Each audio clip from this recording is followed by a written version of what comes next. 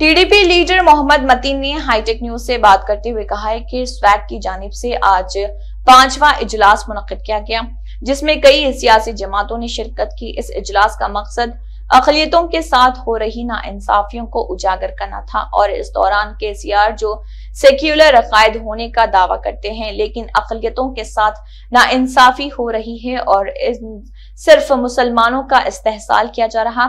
इस पर उन्होंने केसीआर हुकूमत को तनकीद का निशाना बनाया। आइए देखते हैं उन्होंने क्या कहा। अस्सलामु अलैकुम वरहमतुल्लाहि वबरकातुहू। अल्हम्दुलिल्लाह स्वैग की जानिब से जो तेलंगाना माइनॉरिटीज़ वेलफेयर इश्यूज़ के जो इजलास हो रहे थे, आज उसका 5वां इजलास था। अल्हम्दुलिल्लाह बहुत कामयाब तरीक़े से तकमील हुआ है, जिसमें अज़ीज़ पाशा MP साहब और सूफ़ी खैरुद्दीन साहब, MA सिद्दीकी साहब, हमारे अब्रार हुसैन आज़ाद साहब BSP से, ये एक तरीक़े से एक ऑल पार्टी मीटिंग की तरह ही था, लेकिन कुछ लोग नहीं आ सके किसी वजूहात की वजह से। रमज़ान का महीना है। खैर, आज का जो मौजू जो हर वक्त की तरह है, माइनॉरिटीज़ के साथ जो हक़ तलफ़ियाँ सेंट्रल गवर्नमेंट और स्टेट गवर्नमेंट कर रही है, अब वो हक़ तलफ़ियाँ बहुत से है। अब 12% रिज़र्वेशन भी हमारा हक़ है, 2 बेडरूम हॉल के फ्लैट्स में भी हमारा हक़ है, एजुकेशन में हमारा हक़ है, एम्प्लॉयमेंट में हमारा हक़ है, हर चीज़ में हमारा हक़ है, क्योंकि हम यहाँ के इस मुल्क के हम वतनी हैं और इस स्टेट के में हम रहने वाले हैं। केसीआर हुकूमत जब आई थी 2014 में, तो उन्होंने ख़ुद अपनी ज़बान से वादे किए थे कि हम इस तरह के फ़ायदे मुस्लिम माइनॉरिटी को पहुंचाएंगे, लेकिन वो फ़ायदे उस वक़्त पर हमारी मुसलमान आवाम की सबसे बड़ी प्रॉब्लम ये है कि वो बहुत जल्द किसी पर भरोसा कर लेते हैं, और जितनी जल्दी हम भरोसा दूसरे पर करते हैं ना, वो लोग उतना ही ज़्यादा बड़ा धोखा देते हैं। और धोखा खाने के बाद हमारी आवाम सुधरती नहीं है, धोखा खाने के बाद फिर उसी को वो करते हैं। तो यहाँ पर अगेन कैसा है, देखिए हमारे शफ़ी साहब, कि माइनॉरिटीज़ के साथ जो इरेगुलरिटीज़ हो रही है, माइनॉरिटीज़ को जिस तरह से मिसगाइड किया जा रहा है, माइनॉरिटीज़ को जिस तरह से मिसयूज़ किया जा रहा है ना, इसमें उसकी केसीआर की तेलंगाना गवर्नमेंट चीफ मिनिस्टर की जितनी गलती है ना, उतनी हमारी भी गलती है। बहरहाल टू कट शॉर्ट, मैं एक सिंपल हिसाब में ये बोलना चाहता हूँ कि मैं as an chairperson of my organisation, मेरा हुकूमत से एक डिमांड है, बिलखुसूस बहैसियत अक़लियतों का लीडर तेलुगु देशम पार्टी की हैसियत से मैं डिमांड करता हूँ तेलंगाना गवर्नमेंट से और चीफ मिनिस्टर से कि प्लीज़ हमको बहुत मिसयूज़ कर चुके हैं, अब मत करिए। हमारे 12% रिजर्वेशन, जैसा सूफ़ी साहब भी एक बार मुझसे कह रहे थे कि 12% स्टेट में नहीं, सेंट्रल में नहीं आ सकता, स्टेट में दो, बहुत अच्छी बात करी। इस तरह की बात इमाम मौज़ूनों का था, सूफ़ी साहब की अपने इसमें हुआ, अज़ीज़ पाशा साहब की अपनी मेहनत और काविशें चल रही है।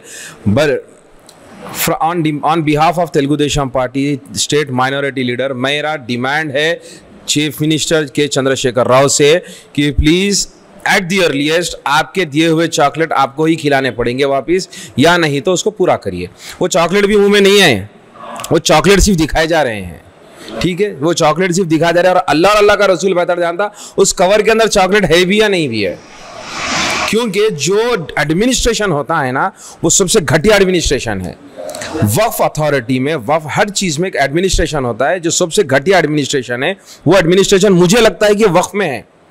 रीज़न बिहाइंड, आप चोर के हाथ में चाबी देना अपनी जगह है, आप मुसलमानों को औकाफी मरकज़ में बिठाए हुए हैं, आप उर्दू एकेडमी में बिठाए हुए हैं, आप फाइनेंस कॉरपोरेशन में बिठाए हुए हैं, आप वक्फ बोर्ड में बिठाए हुए हैं, हर चीज़ में आप मुस्लिम माइनॉरिटी को बिठाए। और हमारे मुसलमान कायदीन जो तेलुगु TRS पार्टी के हैं, बिलखुसूस मैं नाम क्या लूँ इन लोग का, ये लोग जो है ना बस आंख बंद कर सो रहे हैं, या तो इनका ईमान मर गया है या तो गैरत मुसलमानी ख़त्म हो गई है।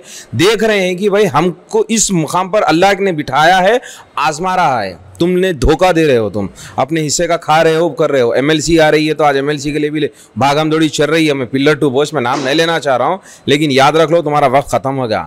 वक्फ बोर्ड वाले जीतने ना, तुम्हारे बॉस KCR का ही वक्त ख़त्म होने वाला है 2023 में, तो तुम लोग कहाँ से रहने की उम्मीद में बैठे हुए हो? ठीक है। तो बहरहाल हमारे मुतालबे हैं, जितने भी मुतालबे रिजर्वेशन को लेकर है, फाइनेंस कॉरपोरेशन को लेकर है, लोन्स को लेकर है, एजुकेशन को लेकर है और अनएम्प्लॉयमेंट को लेकर है, और जो है ना 2 बेडरूम हॉल्स में है, हर चीज़ में जो हमारा हक है मुस्लिम माइनॉरिटी का, वो हक हमको चाहिए। वो हमारा हक है। हम डिमांड से भी ले सकते हैं, आप दे देना चाहिए हमको। कोई आपके तरफ से खैरात नहीं दे रहे हैं और कोई एहसान नहीं कर रहे हैं आप, ठीक है। 50 करोड़ के बाद 70 करोड़ करने पर हमारे TRS के मुस्लिम लीडर जाके फूल का दूध के पैकेटा में करके बेकार कर रहे हैं।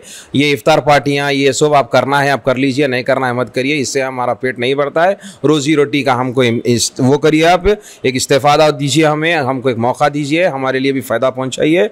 नौकरियों से लेकर एजुकेशन से लेकर सारे चीज़ों को आप अपने अपने लोगों को फ़ायदा पहुंचा रहे, they are only getting benefited for that. बस आज का प्रोग्राम का यही एक बॉटम लाइन यही है कि जो है ना मगज़ यही है कि मुसलमानों के साथ जो हक़ तलफ़ी KCR कर रहे हैं, वही चीज़ जो है ना आप एक्चुअली मोदी गवर्नमेंट से सीख रहे हैं। BJP गवर्नमेंट सेंट्रल में जैसा धोखेबाजी करके अडानी को कर रही है, पता नहीं इनका अडानी कौन है, KCR का नहीं मालूम, लेकिन वहाँ पर फ़ायदा हो रहा है।